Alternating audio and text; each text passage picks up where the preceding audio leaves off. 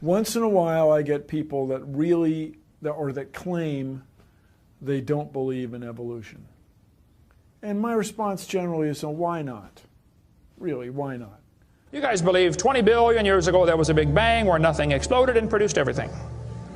4.6 billion years ago the earth cooled down, made a hard rocky crust. It rained on the rocks for millions of years, turned them into soup, and the soup came alive 3 billion years ago.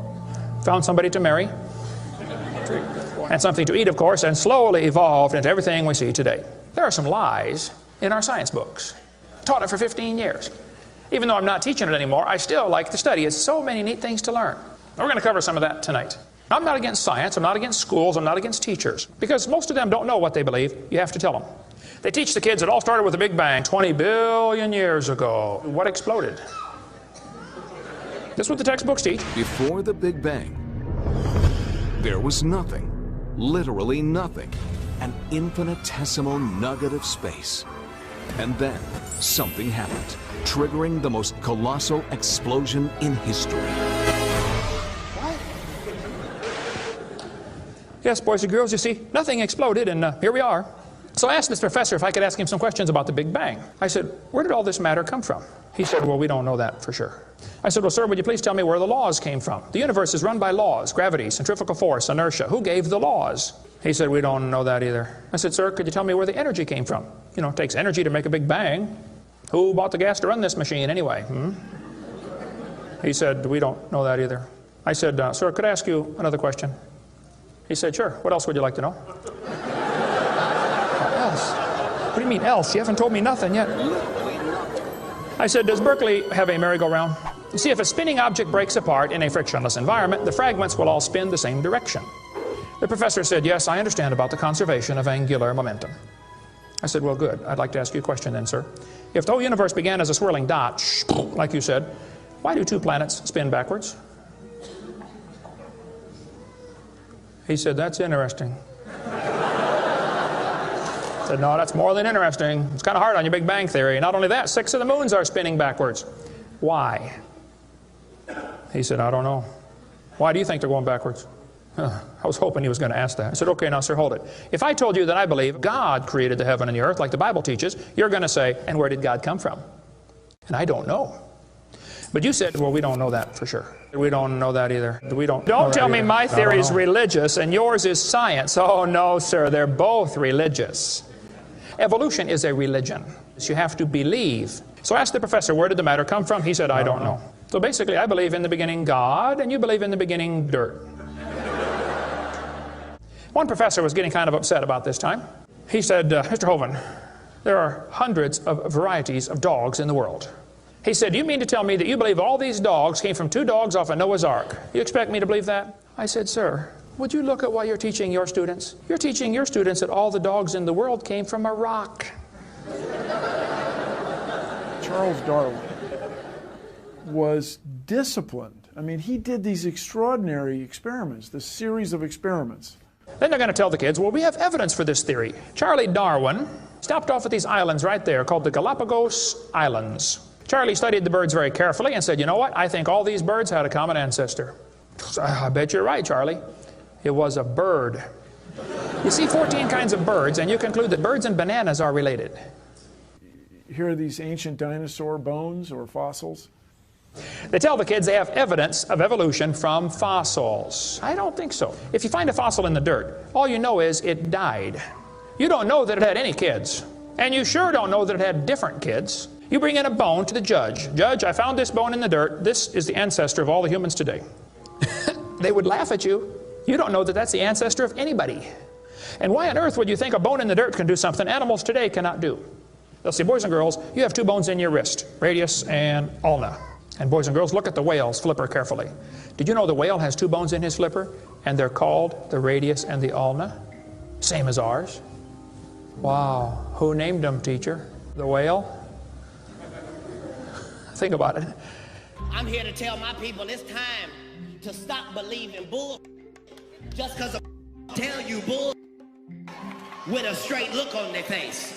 Evolution say people came from monkeys, and the question is, why is there still monkeys? Is these the retarded monkeys? They didn't turn into people just yet. Even Stephen Gould admitted the absence of fossil evidence for intermediary stages is a persistent and nagging problem for evolution. See, what's happened, these guys have looked for missing links in the fossil record. They can't find any, and so they say, well, maybe evolution happened so fast it wasn't preserved. Maybe a reptile laid an egg and a bird hatched out. Well, who did that bird marry? This process that brought us to be is billions of years old. It happens very fast, billions of years fast. Here is radioactivity. We're going to tell the kids in the late 1940s they invented carbon dating. We're going to explain a little bit about radiometric dating and how it's supposed to work, and then show you that it does not work, okay? It sounds good, but there are some assumptions that mess everything up. If we had walked into a room and found a candle burning on the table, and I asked you the question, when was it lit? You say, I don't know, Mr. Hovind, it's burning when I got here. Okay, well then let's do some empirical science. Let's measure the height of the candle. Suppose the candle is 7 inches tall. Who can tell me when it was lit? Okay, nobody. Let's do some more empirical science. Let's measure the rate of burn. Suppose we determine it's burning 1 inch an hour. When was it lit? You're going to have a hard time telling me unless you're willing to make some assumptions. You find a fossil in the dirt, you can measure how much C14 is in it. Very accurately, by the way. And you can measure how fast it's decaying. That's just like measuring the height of your candle and how fast it's burning. Now, when did that animal die? You don't have a clue. Here's what you ought to consider about carbon dating. Samples of known age, it doesn't work. If it's a sample of unknown age, it is assumed to work.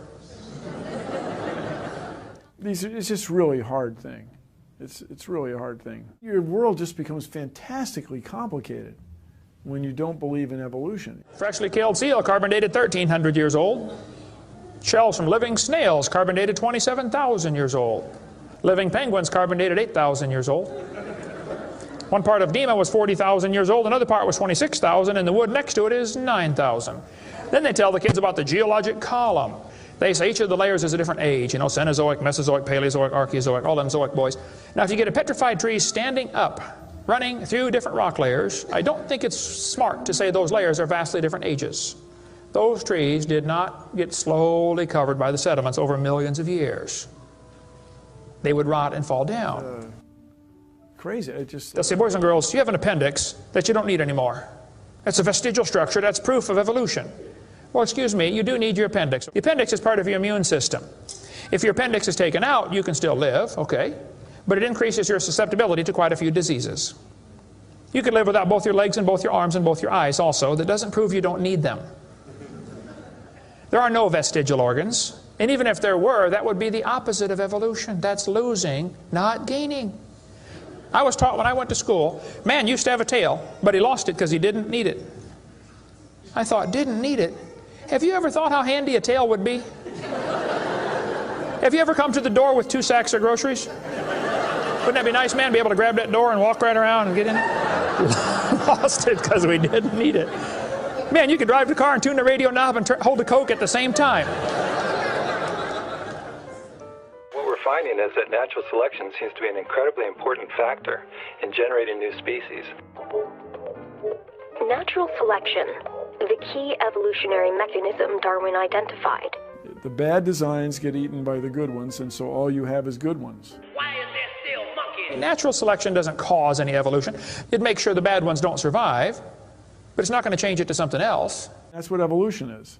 If you worked in a factory that produced cars and your job was to check for defects, and you caught every single mistake and you rejected it, how long would it take that process to change the car to an airplane?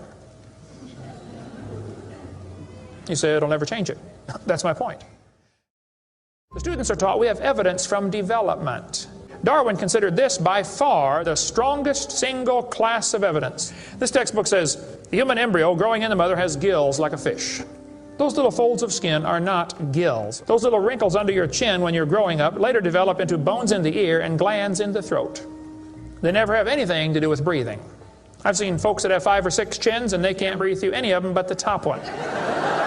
Those are not gill slits. Ernst Haeckel, though, said the turning point in his thinking was when he read Darwin's book.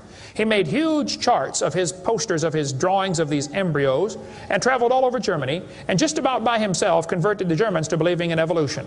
Haeckel took a drawing of a dog and a human embryo and he changed them to make them look exactly alike. On top are Haeckel's fake drawings. Underneath are actual photographs of what he claimed he was drawing a picture of. Now either he's a lousy artist or he's a liar. Well, it turns out he's a liar. He was convicted of fraud by his own university, proven to be a fraud. But guess what? Haeckel's fake drawings are still used in textbooks in your state right now. It's only been proven wrong 125 years ago. I know it takes a while to get textbooks up to date, but that ought to be plenty of time. Adolf Hitler said, "You let me control the textbooks, I'll control the state." Watch this sentence here carefully. Some kids doing this for homework tonight. Boys and girls, do you think humans are still evolving? Now what kind of question is that? Doesn't that question assume that evolution has happened? What if a kid doesn't believe in evolution? How's he supposed to do his homework tonight? That question does not teach him how to think critically. That teaches him what to think, not how to think. And when the kid gets done with this course, he's going to think he knows how to think. But he doesn't. He knows how to be told what to think. Brainwashing at taxpayer expense. They want to use my tax dollars to teach that to your kids in our schools. If you want to deny evolution, that's fine. But don't make your kids do it, because we need them. And that's where the problem comes in. Okay? If you want to believe in the Big Bang, just enjoy yourself, but keep your religion at home. The Russian atheist astronomer came to America and spoke at one of the universities, and he started off his speech, he said, "Folks, either there is a God or there isn't. Both possibilities are frightening. If there is no God, we're in trouble. We're hurtling through space around the sun right now at 66,000 miles an hour, and nobody's in charge." That's a scary thought. But if God made the world, He owns it. That means He makes the rules. You see, if there is a God, we better find out who He is, and find out what He wants, and do what He says. Malcolm Muggeridge said, "I am convinced the theory of evolution, especially the extent to which it's been applied, will be one of the great jokes in the history books of the future." It's a joke. And it would be a joke if it weren't for the tragic results. How many kids are taught this thing every day and believe it, and it destroys their faith? Find you something to believe in. Whole thing, who do you even pray to? Nobody. Hey, if you died today, where would you go? You ought to think about it, because you will be dead for a long time. Doesn't matter how long you live, you're going to be dead longer than that. You know George Washington died 200 years ago, and he's still dead. How much longer does he have to go? You're going to be dead for a long time. All you get in this life is a little bitty dash between two dates. Just a little, and it's gone. What are you going to do with your dash? Where would you go if you died? Now, if you're not sure you're going to heaven, you ought to give your heart to the Lord and get saved. Say, "Lord, you may have it," the whole thing. If you are saved, you ought to find something to do for the Lord. And you ought to quit worrying about getting a fancier car and a fancier house and start worrying about who's going to heaven or hell.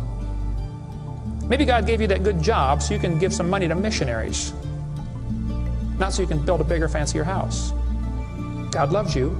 God has a plan for your life. And if you don't want it, well, that's your business. But the devil is laughing at you for believing in that. But God loves you, and He wants you to come to heaven. And if you'd like to find out how to go to heaven, come see me. I'll be glad to show you. The Big Bang. Before the Big Bang, there was nothing.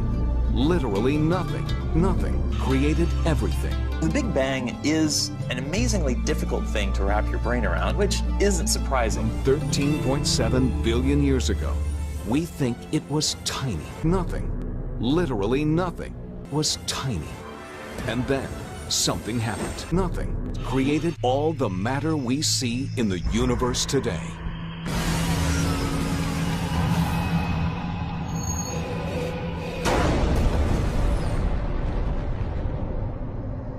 Nothing is more powerful than nothing. And that's what trips most of us up. It was the explosion of nothing. Find you something to believe in. World getting crazy. And you better believe something.